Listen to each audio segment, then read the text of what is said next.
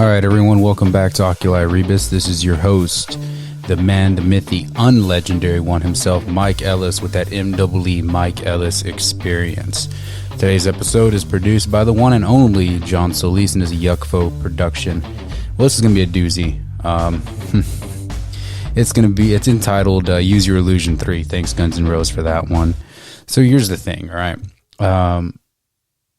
I hate when both sides, and I'm doing this in advance because I hate when both sides, admittedly or unadmittedly, I got show notes everywhere, admittedly or unadmittedly, mix things together that they live in the same world, but they don't mean the same thing, you know? It's like when people do like film theory stuff.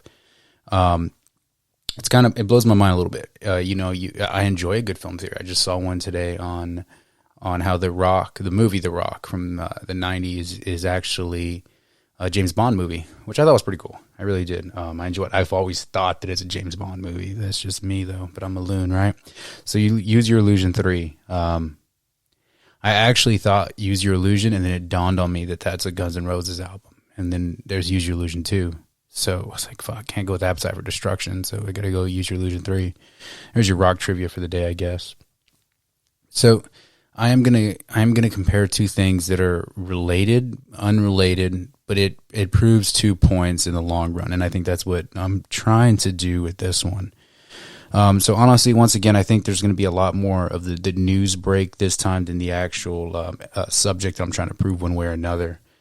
There's a lot to attack, though. So everybody wants to, I guess, all right, now the episode begins. So everybody wants to attack a lot of companies, right? Like, oh, they don't pay enough. They should pay their employees more. You look at Amazon and Tesla, Walmart, all these companies, right? They should pay their employees a little bit more, but they don't, right? And can they afford to do so? Sure. Yeah, maybe, but also maybe they just really can't. As a matter of fact, I don't think a lot of companies can actually pay their employees more. So no one ever considers the overhead costs of running a business. You know who does? Business owners. The number one creator of jobs in America is the small business. Now, a small business is anything that is considered 500 employees or less. 501, you're like, I don't know, medium size. I don't know if there's an administration for that. But yeah, so 500 employees or more, you are considered a small business by the Small Business Administration. And this is not something that changes. It's kind of been set like that for as long as I can remember. No politicians really came in and tried to change that. So the Small Business of America, hires, it's the number one job producer. Now, small businesses don't necessarily last. So Linda McMahon headed the Small Business Administration under Donald Trump. Now, what's interesting about her is she took what was World Wrestling Federation, WWF, from a very successful, okay, I won't cut it short, a very successful business in the entertainment platform. They got sports entertainment is the term they coined. Now, they really became into prominence after Vince McMahon, the owner CEO, was sued, and his parent company, Titan Entertainment, I believe. None of this is, I don't even mention Linda McMahon in the show notes, but Titan Entertainment was sued for steroid use. Now, that's a whole nother story. I'm not even going to say episode because I'm not going to do an episode on that lawsuit. But it's an interesting story to go and look at. So these people who were essentially athletes were in trouble, right? And of course, the parent company for them was also rightfully in trouble. So she took this tarnished company and she transformed it. Now, it wasn't just her. It was many of the people that all absolutely helped, the different wrestlers and everything. Now, what's interesting is there's been a couple of wrestlers coming out. Some of them are with the new promotion AEW. So WWF is now WWE, just so everyone's on the same page. Now, what's interesting is a lot of these people are coming out and they're upset, saying that while they work for WWE/WWF, they weren't allowed to go work for other employers. I know, what's his name? Wang, the guy that ran for president. He's actually spearheading this whole thing against WWE right now about how they should be classified as employees, or they're employees, or even if they're contracted, whatever it is. Like, You're not paying them enough just to be under you. You're not allowing them to go work for other companies, and that should be legal. Hey, guy, it's not. That's what a contract is. I know a lot of people that have contracts. My wife is a contract employee. She can't just go out and start working for other people, even if she's being underutilized at work. That's not how the contract works. That's not how any contract works. And it's crazy because Yang owned his own business. He was an entrepreneur. You would think that whether he had an LLC or a proprietorship, can't even pronounce it, or a sole proprietorship, or any a partnership, anything that he had, you would think that he understood that when you contract an employee, you typically don't allow them like free reign. Like it blows my mind. Now, with that being said, like, yes, you can have multiple jobs, but when you sign a contract, you're a contracted employee. Here's the thing, okay? Do you think that Lyft gets happy when you go drive for Uber and vice versa? Probably not. But they don't really do anything about it. Why? Because it's such a small market cap, it doesn't really matter at that point. But why would WWE, World Wrestling Entertainment, why would they allow their employees to go work for somewhere else where they could tarnish the name or get injured? I guess that doesn't matter, huh, Yang? So I'm saying a lot to say nothing, because this company became a multi-billion-dollar company. It's traded on the stock exchange. I should have looked up what it's being traded at, but I don't know. But it started off as a small business, and now look at it, right? It hires more people, yada, yada, yada. Now, it pays its top talent very handsomely, and I'm pretty sure some of its creative directors and all these people make really good money too. So now that the wrestling pitch is out of the way, right? The Small Business of America Association, the Small Business Association, I should say, says that 7% is typically what the owner's going to keep, right? So with Joe Biden making the claim that 97% of people's taxes aren't going to go up, or 97% businesses' taxes won't go up, because he's saying it's businesses that make, $1 million or something like that. 7% is what they get. That's $80,000, or $70,000 if it's $70,000, right?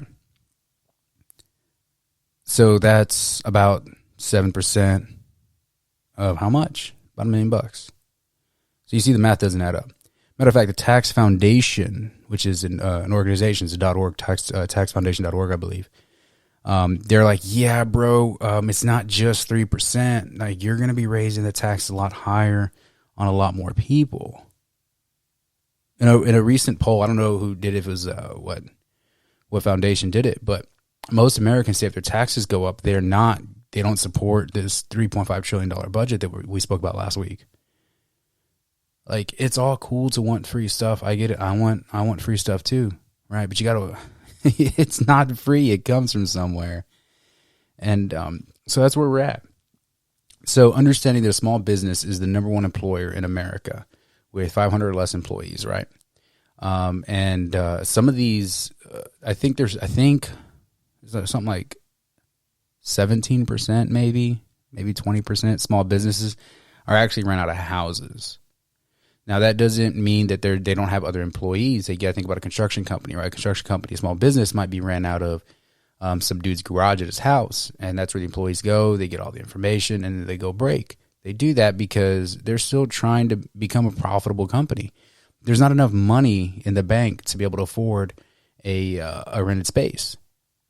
But a construction company, like, wood's expensive right now. Rebar is expensive right now. So just building one building could be a revenue of over $1 million. They're going to fall in the higher tax bracket. They can't even afford to operate in a brick and mortar place. This is what people don't understand about taxes. Now, I'm all for, no, all right, so I say I'm all for taxing. I'm not. I hate taxes. But I understand that they're a necessary evil, right? I can't argue against it. But I think there should be a flat tax rate. I also think that the government should be held accountable when it comes to spending. We should have a balanced budget amendment. We've mentioned that a few times on the show. So with all this going on, Americans are still blind. No, I'm not woke to this. I'm not privileged to this information. I don't have that Hispanic privilege, and I just get on the Google and find all this stuff out. Like, we all can do this. You'd be surprised. You might work for a small business and not even realize it. Like, that's where we're at, is people are so fixated on listening to people like AOC tax the rich and wearing this $30,000 gown for somebody who's not even paying her own taxes, who's also a very wealthy artist.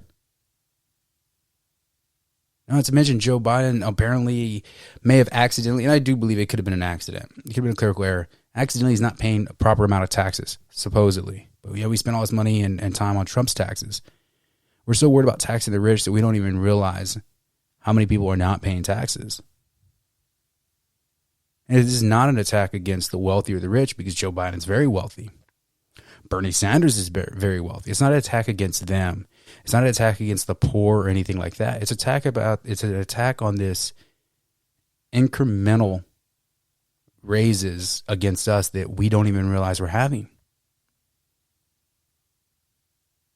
I know years ago, a city that I lived in, they proposed a like half a cent tax raise to be able to move the mass transit system, the bus system, to have several 24-hour bus stops. Now, I lived in the city for a good 7-8 years. Never happened.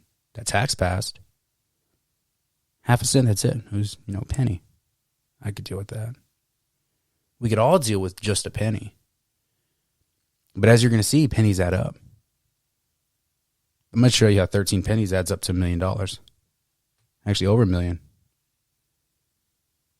But that's the problem with math, is we have a country that's so big, and it's fine that the country's big. What should be small is the government. The government needs to be shrunk. It's way too damn big. But we have a government that's so big and so powerful, and we have a Congress that controls the purse, that we're just told, hey, it's 1%. Like, that's it. It's not even 5%. We could have done 5%, but we only do 1%. But think about the homeless. Think about the needy, yada, yada, yada. But then we kind of find out that Social Security can't even afford itself. Medicaid, Medicare can't afford itself. All these programs can't afford themselves. Why? Because reallocating the budget. They tell us it's for the good, the better, but then they show us it's for the worse. It's for the Solyndras.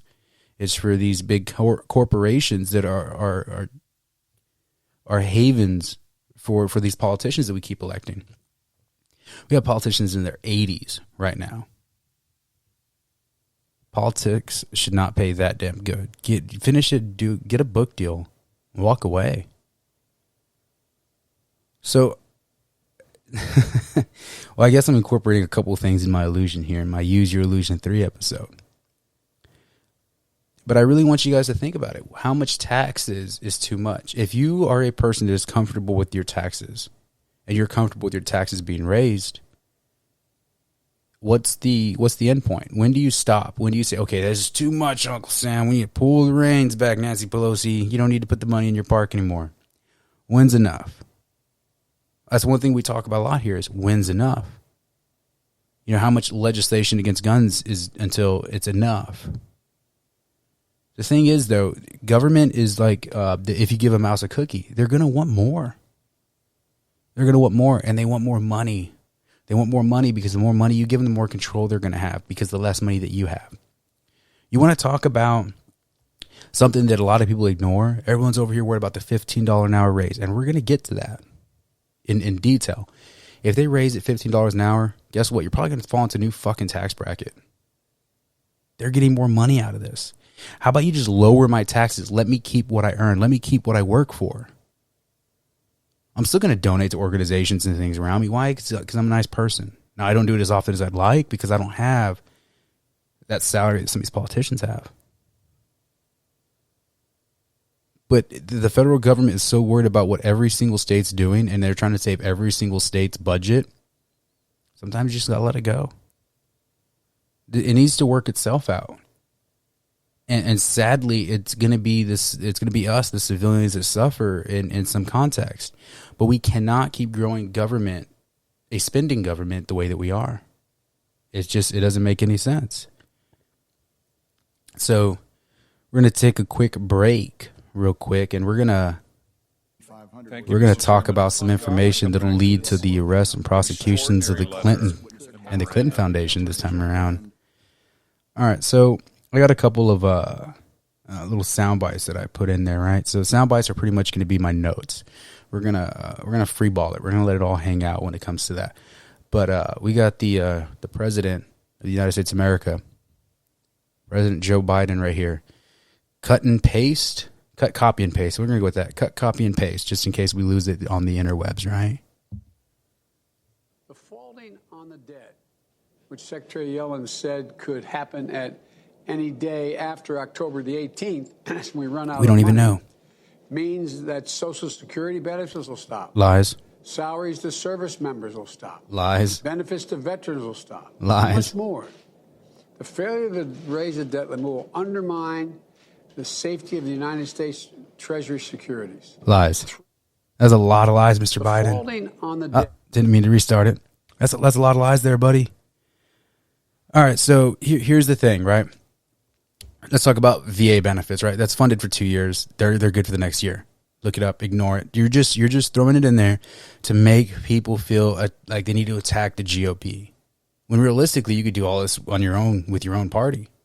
All right, pay to service members. We just passed a law about that not too long ago because that happened. Or was about to happen, I should say. I think it did. I don't remember. Anyways, it didn't affect me. We passed a law a while back about that. So yes, okay, maybe they get paid a day late or something, but they're getting the money because it's there. Because we actually did something smart once we foresaw the problem. Now with these Social Security benefits, again, that is something that is paid for already. Here's what people keep ignoring. The federal government, yes, it might shut down some of its offices and some of its programs, but here's the thing. When the government shuts down, do we stop spending money? Anybody? Oh, wait, it's nobody. It's just me. It's a one-way conversation. I'm stupid sometimes. The government doesn't stop taking in money every day. The deficit, the way it's set up right now, is just saying we can't borrow no more money. Good. Stop fucking borrowing money. But we have a president that just sat there on live TV and lied to the American population, or at least misspoke, or at least stretched the truth. But whatever he did, though, he played into emotions. You can't do that. That's not cool, guy. All right, so see. Oh yeah, General McKenzie, cut and paste, cut paste. No. What did I say? Cut, copy, and paste. No, copy, cut, and paste. Right? You can't even do it backwards. That cut, copy, paste sounds better. We'll just go with that. Cut, copy, and paste. General McKenzie, go. Thank you, Mr. Chairman. Ms. Monaco, I want to come back to this extraordinary letter. Oh wait, wrong one. My apologies, everyone. Let's try this one. General McKenzie. 500 was an appropriate number to remain, and that if we went below that number, in fact, we would probably witness a collapse of the Afghan government and the Afghan military. That refutes President Biden's August. 500 was an appropriate number. So, yeah, sorry about that little additional soundbite at the end. But I want to play that again real quick, just because I know I kind of screwed that up. Listen in real quick. General McKenzie testifying. 500 was an appropriate number to remain, and that if we went below that number, in fact, we would probably witness a collapse of the Afghan government. So I don't know if you could tell because I kind of edited it pretty close in. 2,500. General McKenzie. Matter of fact, all these joint chiefs and all them, they all seem to have either lied to us in front of Congress, which is you should resign, or they showed us that the president lied. But here's the thing with Joe Biden's lie. Joe Biden said he doesn't recall that. He doesn't recall if anybody ever told him that. How the fuck do you forget about 2,500 service members? Is it the same way you forget about 13? They just died and we just acted like that was whatever. Or do you just forget about it like you killed that guy in the car bomb because you thought he was a terrorist? There's a repeated problem of we're either not going to talk about it or we're just going to be like, I don't recollect. Who was a famous one that did that to Congress? Oh, I can't remember who it was. But I know the rapper Lil Wayne did it. His is pretty funny. Look that up on YouTube. I don't recollect. I don't recall that. I don't recollect. Okay, Hillary, she did it too. Oh, I don't recall that. Do you mean wipe it, like clean it? Oh, come on. You take us for fools. All right, so I know there's Atlanta's a huge city, right? And there's this beautiful area, Buckhead, Buckethead's a guitarist, right? Buckhead. They're racist. Buckethead's racist. I said it. Well, at least that's what the news story has been circulating is. It says that Buckhead is racist because these rich old white people want to segregate or separate, secede from Atlanta and become their own city. Here's the funny thing. I've been to Buckhead. It's not a just white people place. Sure, maybe predominantly, but it's not just a white people place. Matter of fact, there's a huge LGBT community out there, but we're going to ignore that, right? Maybe instead of, I forgot who it was. I saw on two different, I don't want to say fake news, but your op-ed, opinion ed newspaper type things, right? And it's a cheap shtick. Like, do your research, understand why they want to separate. They want to secede because of the crime rates in Atlanta. They want to be able to protect the area that they have. Like, maybe focus on that. Maybe look at the problem. There's a huge drug problem in Atlanta, right outside of Buckhead. It's moving in, and they're not getting support from Atlanta to stop it. But was it Keisha Lance Bottoms? I think the mayor, trash. And then the senators are just as bad. They're not going to do anything to protect the beautiful area of Buckhead. Instead, what they want to say is, well, you're racist because you want to separate. I'm not saying the politicians said that, but I'm pretty sure it's what they think. So it's kind of like, okay, that's terrible. So Buckhead, everybody, they're just racist. A bunch of racists down there. They're not. There's a bunch of fantastic, awesome, wonderful people that live in Buckhead. There's a lot of great business owners that live in Buckhead that have large-scale businesses in the Atlanta metro area, but they moved out because they didn't want to be confined by the super crazy city of Atlanta. I'm sorry if they decided to move out to an area that's safer. Like, get over it. All right, so next we have Senator Hawley. All right. I think we're just going to go with cut and paste, right? All right, Senator Hawley. This is what I played earlier on accident. Senator Hawley, cut and paste, go. 500 was an appropriate. And I fucked it up again. All right, Senator Hawley, cut and go. Thank you, Mr. Chairman. Ms. Monaco, I want to come back to this extraordinary letter and memorandum that the Attorney General of the United States issued yesterday. Garland. Practically every day brings new reports about this administration weaponizing the federal bureaucracy to go after political opponents. Frankly, I don't think we've ever seen anything like it in American history. I mean, for those of us who missed the McCarthy era, I guess this president is intent on bringing it to us, but with new force and new power and new urgency, unlike anything we've ever seen. Are you aware of any time in American history when an attorney general has directed the FBI to begin to intervene in school board meetings? Wow. Okay, so here's the thing, right? Look it up, and you can see the defense that they make. I'm not going to put it on here because it's a load of crap. So here's the thing, right? Are people getting out of hand? Sure. I mean, in any situation, people get out of hand, right? I mean, we had a postal worker who went postal. The whole term dedicated to that guy. So here's what I find interesting about this, though. No matter how you look at it, the FBI just got the authority to operate in a city-state jurisdiction without due cause. That is awful. They just Patriot Act everybody. All it takes is somebody in a teacher's union, somebody to sit there and say, I feel like this is a hostile environment, and now we need the FBI in here. Remember earlier when I talked about when is it too much? I really, really hope that no one thinks that this is not too much.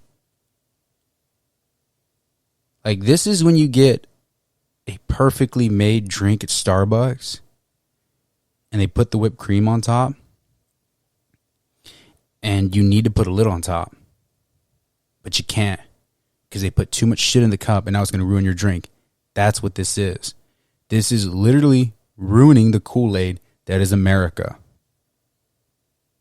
Fine, the Frappuccino. Debate me. Anybody. I'll wait. For anyone to sit here and think that that's acceptable, that the FBI has to be involved across the board, is crazy. Now, the only argument that I could see is it's a preemptive strike. And think about that term in itself. Preemptive strike. The FBI used to be a beacon of hope. The Federal Bureau of Investigation. Shit show now. I would work for them because I'd like to fix it. But I know I can't. But that's how far that we've gone when it comes to the Federal Bureau of Investigation. It's crazy. From a party that sits there and says, defund the police, defund the police, defund the police. What do they want to do? They want to put the federal fucking police in your schools. Everybody know the difference between the federal police and your local police? Federal police have a lot more power. They have a lot more authority. Don't play that game. What happened to defund the police? Huh? Where you guys at? Anybody? Is it crickets? I'm not hitting the cricket button today because I've already fucked up too many times on the cast. Especially since I don't edit. But okay. Yeah. All right, so we're going to finish the news section off with Robert Epstein. I know a lot of times I like to make fun of the names and stuff and mispronounce them, but I did not want to mispronounce Robert Epstein's name, or Epstein, however, maybe I did, right? The reason is because there's a fucking pedophile in the grave right now, child molester, sex trafficker, and I didn't want you guys to think that this guy had a stroke of genius, okay? Now, before I play this is from a Senate hearing, 2018, 2019 timeframe, maybe 2017. I should have looked it up. But, well, I mean, the time frame.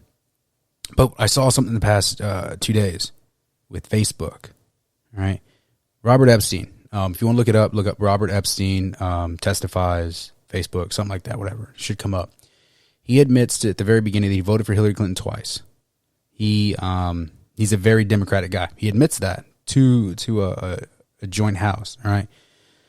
So, cut and paste, Robert Epstein. Go. 150,000 votes to Democrats. And we know this without doubt because of Facebook's own published data, because they did an experiment that they didn't tell anyone about during the 2010 election. They published it in 2012. It had 60 million Facebook users involved. They sent out a go vote reminder, and they got something like 360,000 more people to get off their sofas and go vote who otherwise would have stayed home. The point is, I don't think that Mr. Zuckerberg sent out that reminder in 2016. I think he was overconfident. I think Google was overconfident. All these companies were. I don't think he sent that out. Without monitoring systems in place, we'll never know what these... So here's the thing. I know I kind of spoke over it, but I'm going to play it again. And I'm going to stop it at a key point. 150,000 votes to Democrats. And we know this without doubt because of Facebook's own published data, because they did an experiment that they didn't tell anyone about. An experiment that they did not tell anyone about. They published it later, but they didn't tell anybody about it when it was going on. Facebook didn't tell anybody about it. Shame on them, right? So why is this important today? So somebody had sent me, God, I forget his name, and I like him too. I got to look it up real quick. I apologize for the pause real quick. Let's see, Instagram. Where are you at? Home message. There it is. Bongino. So I didn't listen to it. So if Bongino says this and you heard it, I apologize in advance. We have a person whistleblowing right now. I don't even know her name, about Facebook and how jacked up it is and everything. It's bullshit. It's all, to me, honestly, it's part of the problem, or it's part of it is part of the problem, but it's part of Facebook's solution. You don't think that they're not planning for something like this? Now, okay, riddle me, conspiracy theorist, right? But here's what I'm trying to say. This information comes out. None of it's really shocking. None of it's, oh my God, we didn't know that. It's all stuff that they could just explain away. We're probably not going to find out why the servers went down, at least the real reason. They can all explain it away. They can always explain it away.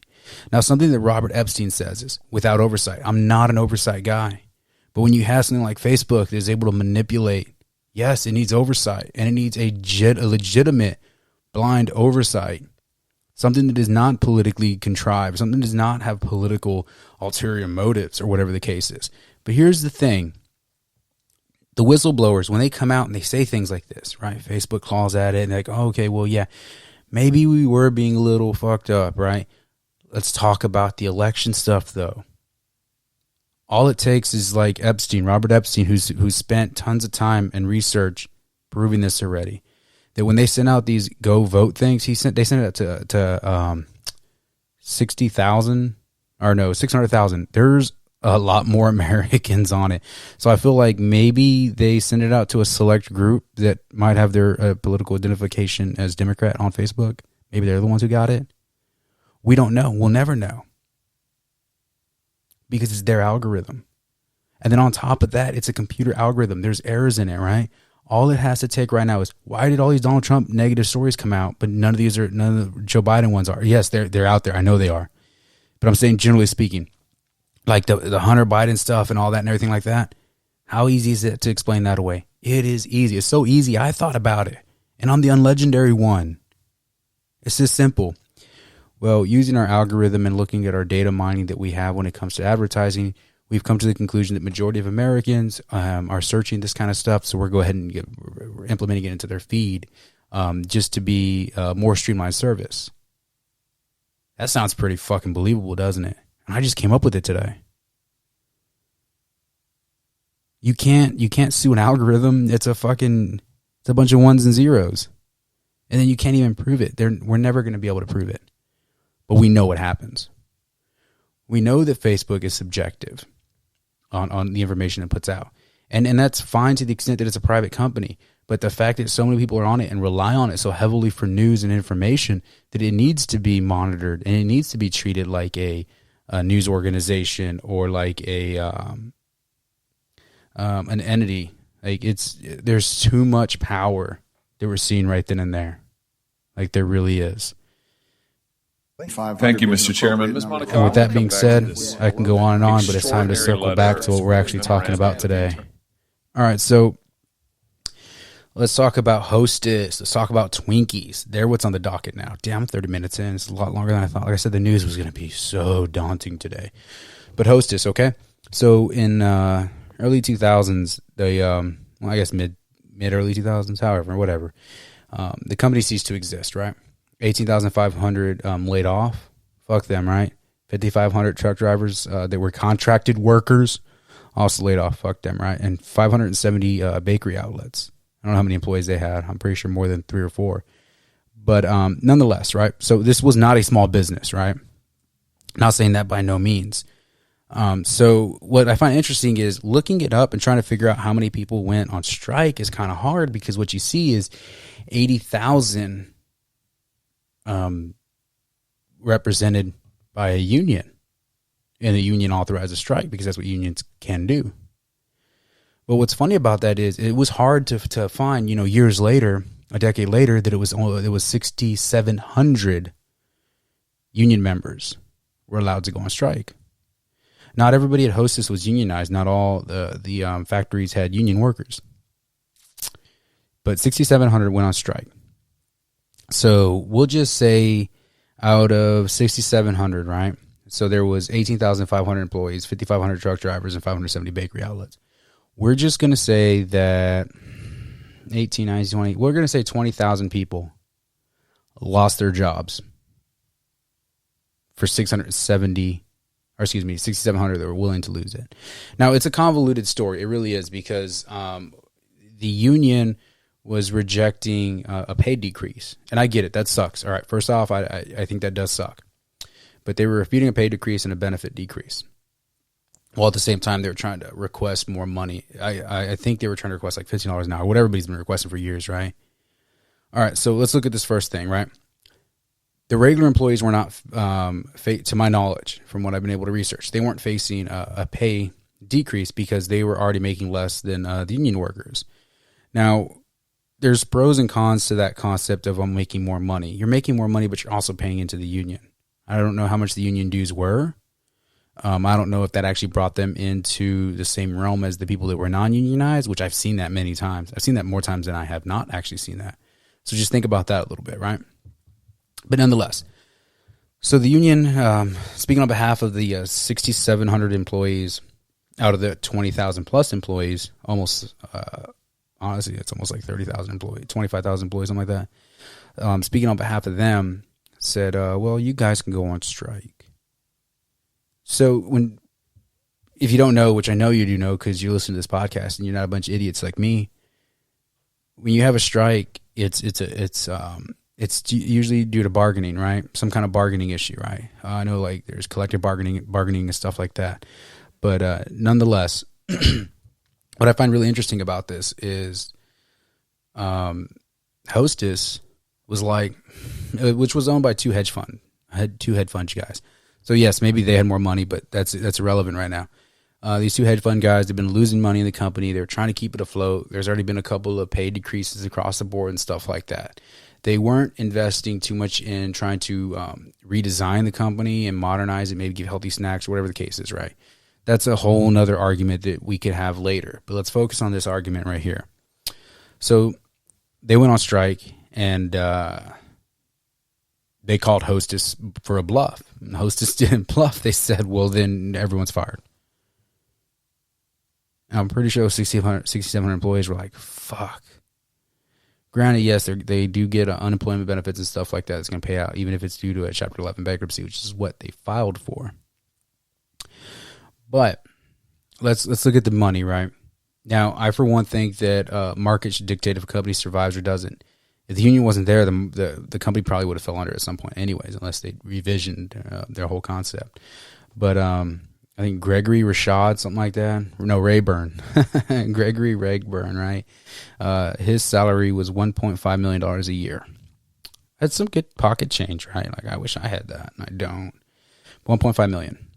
All right, so if you get the 18,500 people that were laid off, the 5,500 truck drivers, and I completely ignored the 570 bakery shops that they had open. But the money for the 18,500, if you do $15 an hour, comes out to $11 million pre-tax. And then for the truck drivers, $3.3 million pre-tax, which truck drivers may have been earning more, but for the simplicity of the math, right?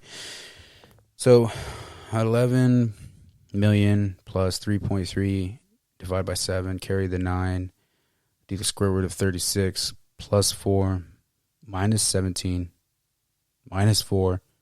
Actually, that math's a lot easier. 11 plus 3 is 13.3, 13. No, wow, it's harder than I thought. 14.3 million.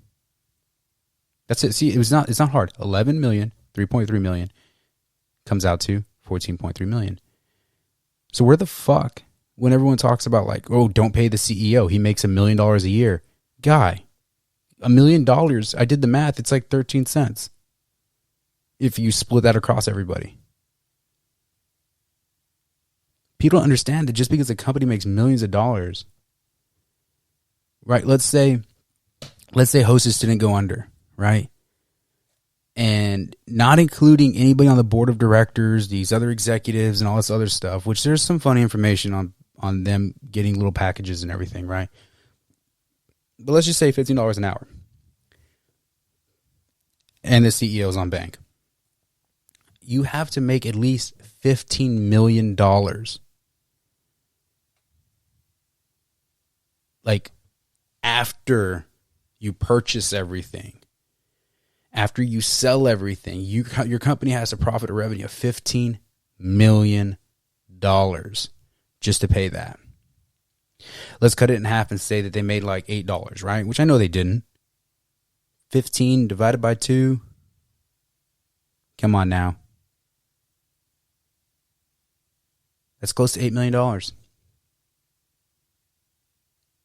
Math is simple. You overcomplicate it. But you know who doesn't? The business. You know who doesn't overcomplicate it? The small business owners. The people that, yeah, sure, they might have a revenue of $3-4 million a year, but they're walking away with $60,000, $70,000 after all bills are paid and making investments back into the company. That's it. Now, let's talk about this whole like Elon Musk and Jeff Bezos and shit, right? I think Jeff Bezos makes like under $100,000 a year salary. And I think Elon hasn't taken a salary in years. They get paid in stock options in the companies.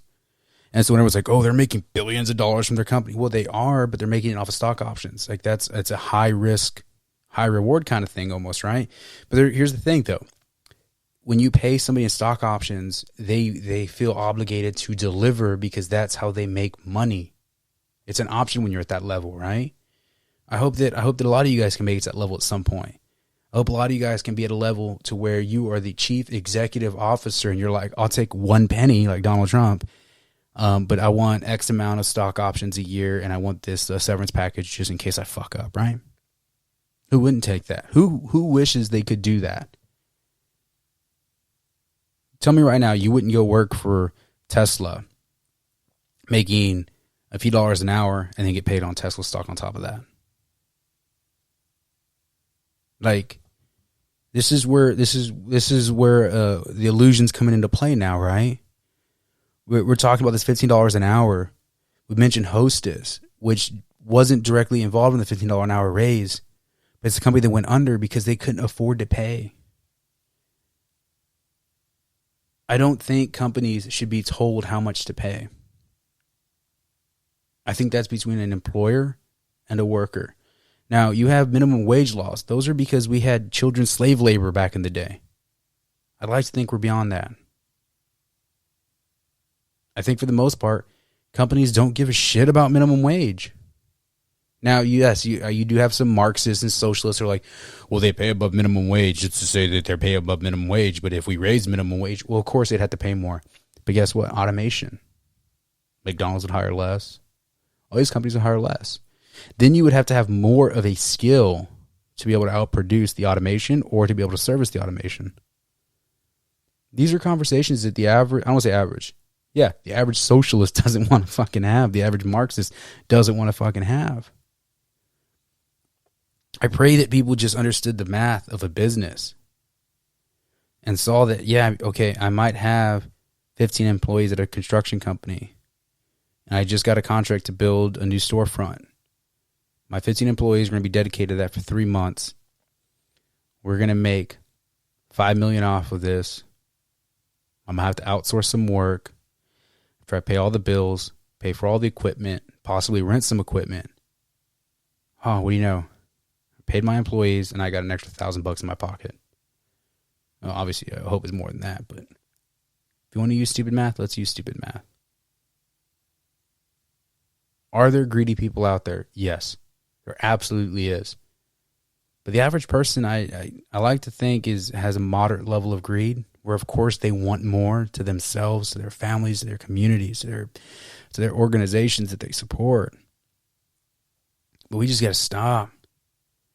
Pull the abacus out. Make math simple again.